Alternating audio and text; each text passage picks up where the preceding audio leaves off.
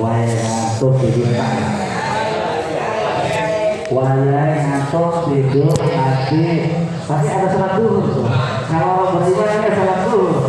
Kalau langsung tidur bangun jam 4 pas ya kan?